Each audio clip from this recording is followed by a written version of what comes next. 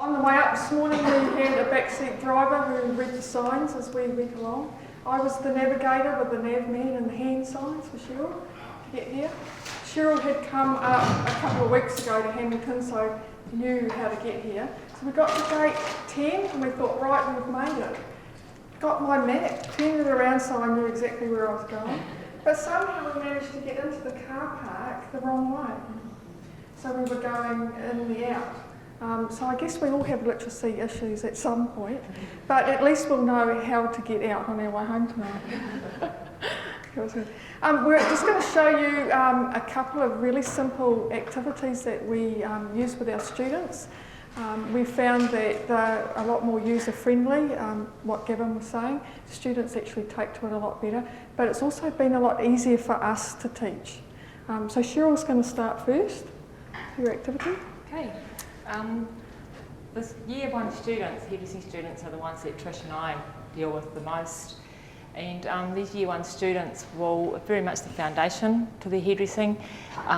They will take approximately 3 to 4, probably about 4 years before they can actually gain their national certificate in hairdressing. So it's quite a long process for the girls and guys. So these students that we have are at the very beginning of their professional career. You could virtually say, seeing as how it's a Rugby World Cup year, they're at their grassroots, or the beginning of their learning. So at the very beginning, we teach the students the tools of the trade, and tools and equipment, and with hairdressing, there is numerous ones of those. So what we sort of do, we just start with the basics, where they need to be able to identify most of the tools that they'll be using. They have to know the use of those tools, and they need to know how to clean and maintain them. So what I did when we sort of first started thinking, well, there's so many, how are we going to teach them so many all at once? I sort of used the card game Fish. Is everyone familiar with the card game Fish? Great, I don't have to explain that bit. So what I did is I actually adapted the game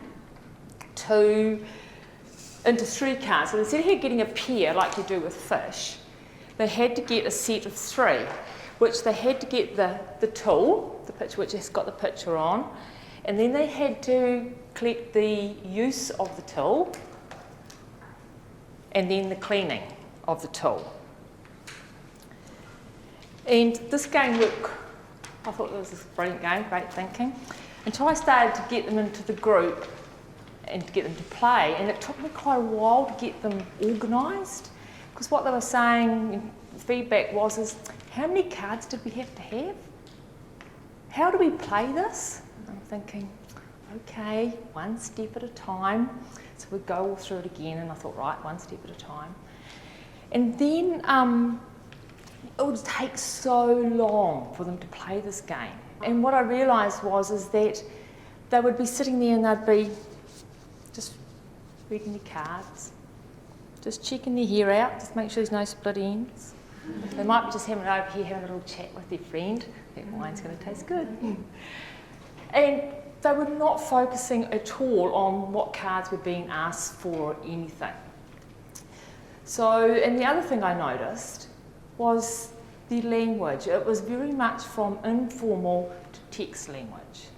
And it was like, yep, nah.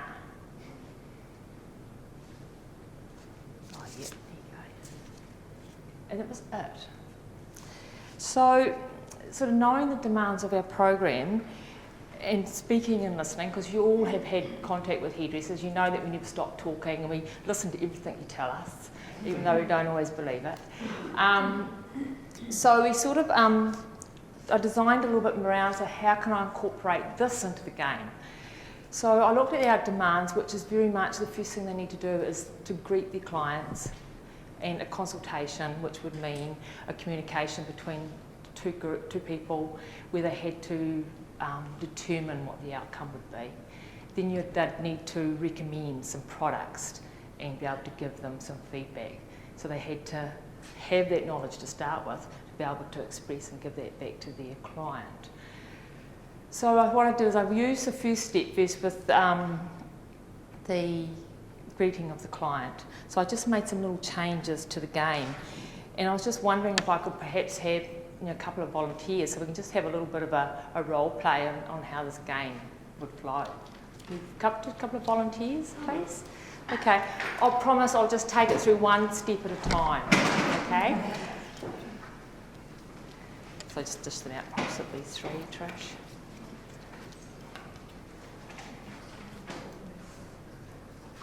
There you go. Okay. So we're all familiar with how to play fish? Okay, and here's a little card here, pile here in the middle.